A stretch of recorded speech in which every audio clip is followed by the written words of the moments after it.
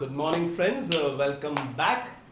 Hopefully कल का session देखा हम काफ़ी I think Monday Tuesday Wednesday Thursday I think वहाँ तक पहुँच गए। 4 सेशन ऑलरेडी हो चुके about types of accounts. Hopefully life is going smooth and hopefully you are almost there getting to 100% of understanding. If not, keep working, it's simple. Okay, as I told you, keep taking different terms and start applying it. I might give you only 12-15, but you have I'll say एक पूरा आपके पास bunch of ऐसे accounts हैं जो हमने past में किए. Just take them, analyze it and try to make your concept absolutely clear. Hope that is clear. Before I start the session, as I always do, थोड़ा सा recap. Types of accounts दो, personal, impersonal. Within them, how many main heads are there? तो 3. Personal का personal, impersonal के 2. That is real and nominal. Personal क्या होता है? वो अकाउंट जिसमें क्षमता होती है to do activities in their own name, can sue others, can be sued by others. जिसमें individual आता है, firm आता है, company आती है, cooperative society आती है, banks आती है, AJP, BOI and representative person, rather, yeah, representative person, yeah. So ये personal में आता है. Real की बात करें तो it is all about rights and properties. If you deal in it, then they are your goods. If you don't deal in it, then they are your assets. Nominal की बात करें, it is all about receipts and payments. But which receipts, which payments? तो answer is revenue receipt and revenue payments. तो main head हुए 3, personal, real, nominal. हर main head के नीचे सब head आएगा. Hope that is clear. Personal के अंदर अगर पर्सनल हुआ तो या तो असेट है या तो लायबिलिटी है, ये उसके सब हेड में. अगर रियल है तो या तो गुड्स है या तो असेट है, ये उसका सब हेड है. अगर नॉमिनल है तो या तो एक्सपेंस है या तो लॉस है या तो इनकम है या तो गेन है. Remember, revenue expense, revenue loss, revenue income, revenue gain, ये उनके सब हेड है. हर सब हेड के नीचे सब हेड होते हैं. पर्सनल की बात करें तो अगर पर्सनल में असेट है तो असेट या तो करंट होगा या तो नॉन करंट होगा. लायबिलिटी हुआ तो करंट होगा, नॉन करंट होगा. रियल की बात करें तो रियल में असेट या तो current, non current, tangible, intangible, real, fictitious. Choice is absolutely yours, how you want to identify them. Goods में कोई सब हेड नहीं है, इसलिए जाना भी खाता. नॉमिनल में सिर्फ एक्सपेंस का सब हेड है, दैट इज डायरेक्ट और indirect. Loss, incomes other than sales and gains, उसके सब हेड सोचना भी मत. Hope things are clear. So with this let's start with today's sum. आज का जो सम था उसमें भी 12 ट्रांजैक्शन दिए थे, 12 अकाउंट्स दिए थे जिसको आपको एनालिसिस करने थे. I try my level best that there are no repetitions, इसलिए मैं हो सके उतने नए दे रहा हूं. अगर कहीं रिपीटेशन आता है प्लीज पार्डन मी. ठीक है. So once again same thing, I will say over here name of account, over here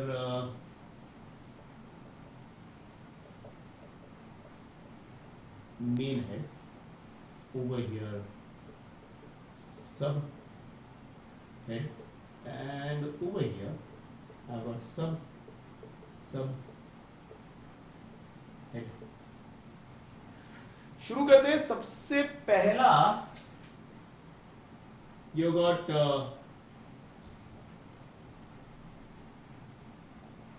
batters.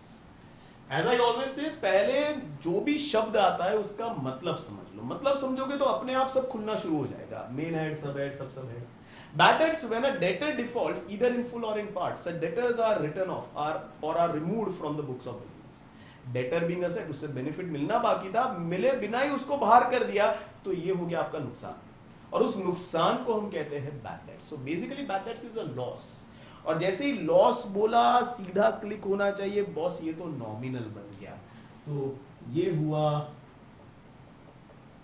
Nominal. Nominal में loss as the definition says, और लॉस का कोई समय होता नहीं है. सॉर्टेड.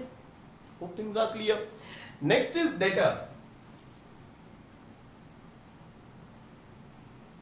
डेफिनेशन कहती है पर्सन, फर्म और इंस्टीट्यूट. तो पहले तो पर्सन पक्का है.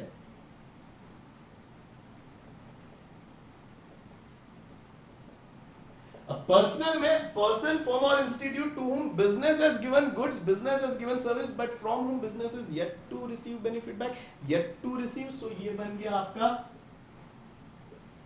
असेट. पर्सनल है तो या तो असेट है या तो लायबिलिटी. दूसरा सोचने का भी नहीं. See, narrow down your thought process.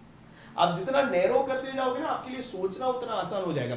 Personal यानी लॉस होगा, गेन होगा, एक्सपेंस होगा, इनकम होगा, असेट होगा या लायबिलिटी होगा। अगर इतना बड़ा अगर आप फिल्टर रखोगे ना, रादर हॉराइजन रखोगे, तो खत्म हो जाओगे। You need to know person हुआ या ना असेट या लायबिलिटी। अब असेट हुआ, बेनिफिट लेना बाकी है, लायबिलिटी हुआ, बेनिफिट देना बाकी है। डेटर को गुड्स दिया, सर्विस दिया, पैसा लेना बाकी है, तो असेट बन गया। पैसा लेना बाकी है, कितने टाइम में मिल जाएगा? Within 1 financial year. तो ये हो गया आपका current asset. Things are clear. Discount allowed.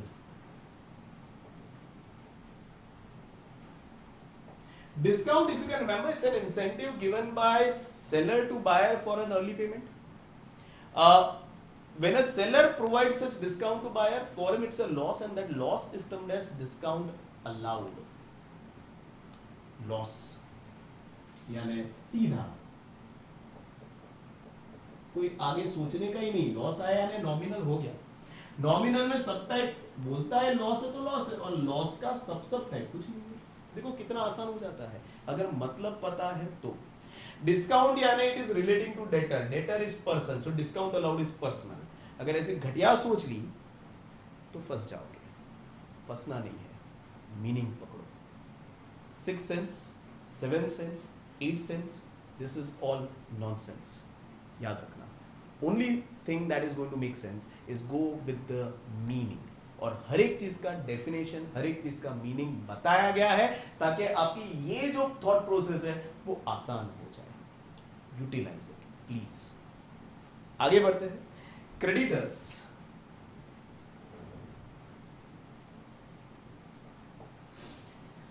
Person, firm और इंस्टीट्यूट। Story ends.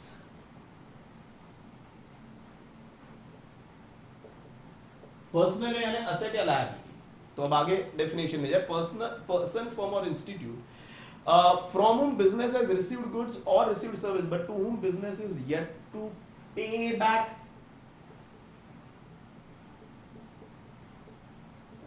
Liabilities में within 1 financial year।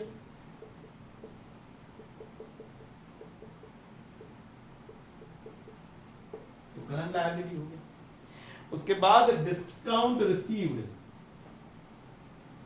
Once again, discount is an incentive given by seller to buyer for an early payment.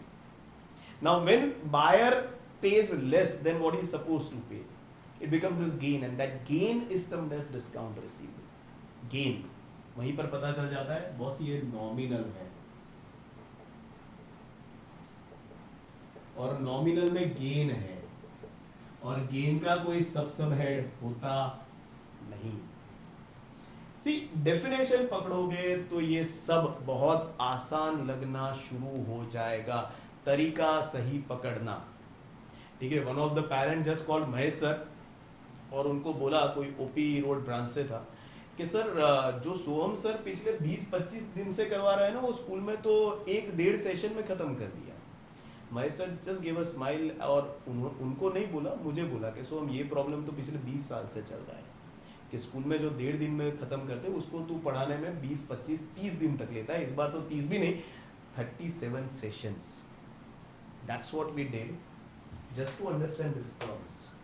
Make sure that this terms are absolutely with you, crystal clear, because till you don't know this, this is always going to be a struggle. You may check out with your friends, when your friends might be doing this ना, वो सिर्फ ऐसे करते होंगे, discount allowed. पिछली बार क्या किया था, this what they do, this wrong way of doing. पिछली बार क्या किया था, ये समझ के अगर अकाउंट्स करने गए ना तो खत्म हो जाओगे, सब्जेक्ट भी और आप भी। ऐसा मत करना, ठीक है। This is the right way of doing. Definition समझो, अपने आप सब खुलना शुरू हो जाएगा। आगे बढ़ते हैं। Bad debts recovered.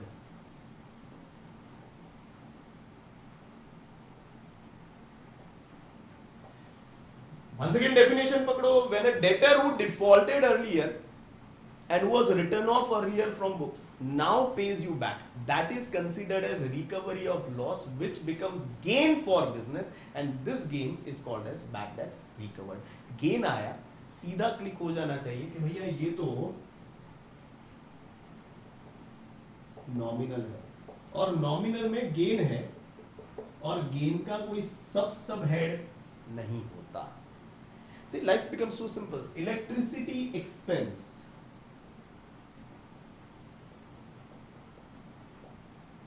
और ब्रैकेट में दिया ऑफिस। अच्छा, ये ऑफिस क्यों दिया होगा, समझो क्यों दिया है। पहले तो इलेक्ट्रिसिटी एक्सपेंस, एक्सपेंस है हर महीने भरना पड़ता है, यानी रेवेन्यू एक्सपेंस। रेवेन्यू एक्सपेंस है यानी एक चीज पक्का है, ये नॉमिनल है।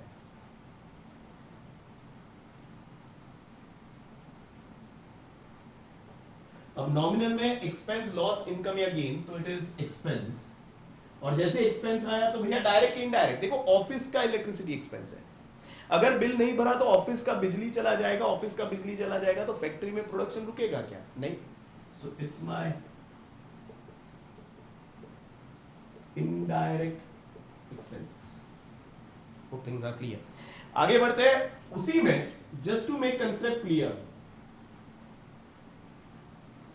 इलेक्ट्रिसिटी एक्सपेंस अब आया फैक्ट्री। पहले तो हर महीने हर 2 महीने भरना पड़ता है, यानी it's a revenue expense. Revenue expense है यानी नॉमिनल पक्का है। अब नॉमिनल में it's an expense, but this is factory electricity expense, यानी अगर ये बिल नहीं भरा तो फैक्ट्री का बिजली काट देंगे। फैक्ट्री का बिजली काट दिया तो प्रोडक्शन रुकेगा कि नहीं रुकेगा, आंसर इज रुकेगा। तो ये बन गया आपका direct expense.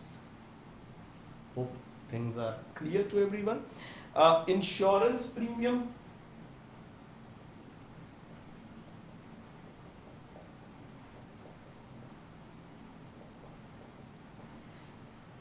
this is what you pay on a yearly basis, हमेशा 12 महीने का भरते हैं। For rather to insurance company for insuring your asset for 12 months and you have to pay every 12 months, यानी हर 12 महीने भरना है। तो ये भी बना रेवेन्यू एक्सपेंस, क्योंकि रेवेन्यू एक्सपेंस है यानी नॉमिनल तो पक्का है, नॉमिनल में एक्सपेंस पक्का है, और अगर नहीं भरा तो प्रोडक्शन थोड़ी रुकेगा। तो ये इनडायरेक्ट एक्सपेंस भी पक्का है। Hope things are clear. Prepaid insurance,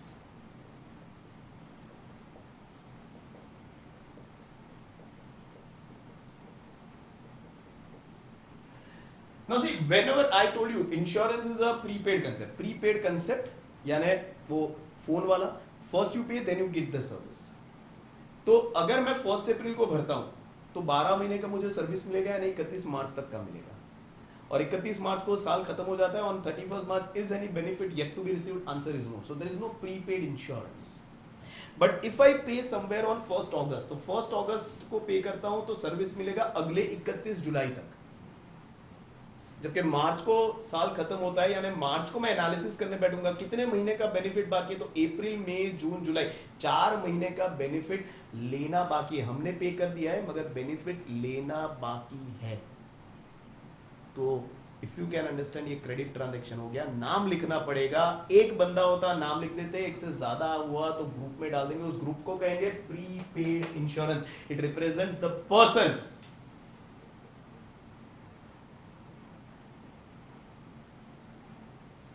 to whom we are paid but from whom we are yet to receive service back। अप्रैल मई जून जुलाई का सर्विस मिलना बाकी है, तो ये बन गया आपका असेट, और 1 साल के अंदर मिल जाएगा तो करंट असेट।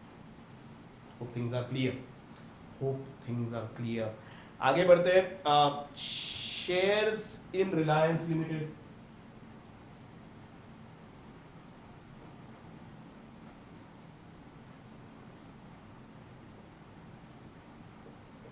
नाउ जैसे शेयर्स की बात की, सुना होगा ना, मेरे दादाजी के पास इतने शेयर्स है, मेरे पापा के पास इतने शेयर्स है।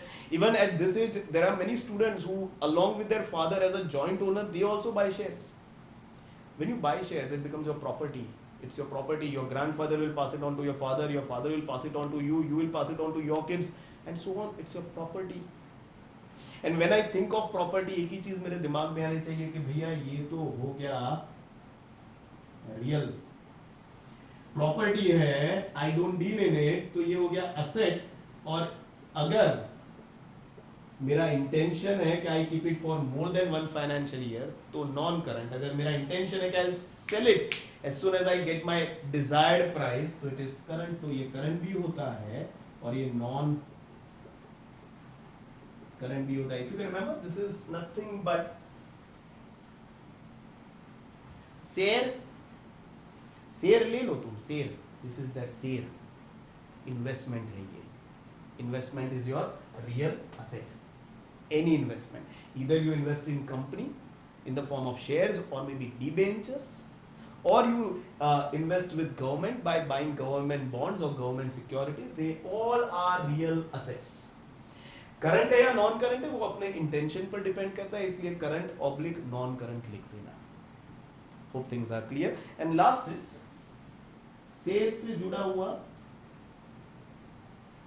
डिविडेंड।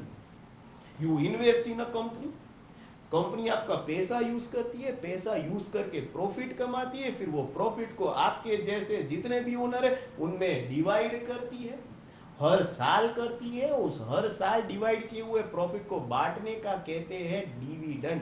कंपनी के एंगल से नहीं देखना है, क्योंकि हम कंपनी का अकाउंट थोड़ी लिख रहे हैं, हम तो सोल प्रोप्राइटर का अकाउंट लिख रहे हैं। सोल प्रोप्राइटर ने पैसा डाला होगा, उसको डिविडेंड मिलता है, हर साल मिलता है। तो ये हो गया रेवेन्यू रिसीट। जैसे ही रेवेन्यू बोला तो नॉमिनल तो पक्का है, और नॉमिनल में इट्स रिसीट, सो इनकम पक्का है, और इनकम का कोई सब हेड नहीं होता। Hope things are clear to everyone. कुछ नए terms, as I told you, I try my level best not to repeat any term so that every session is making sense to you.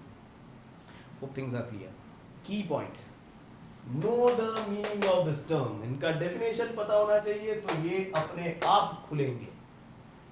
Hope that is clear. जैसे ही property या right देखा तो it has to be real. जैसे ही revenue, expense या receipt या फिर loss या फिर गेन देखा तो वो nominal. Things are clear everyone. Personal तो वो 8 कैटेगरी मैंने बोली ही है, तो उसमें से आपको मिल ही जाना चाहिए। Hope things are clear. So here we end the session. As I always say,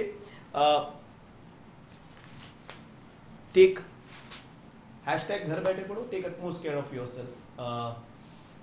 Stay home, stay safe, and take mental and physical care of yourself. Okay. So that's it for the day.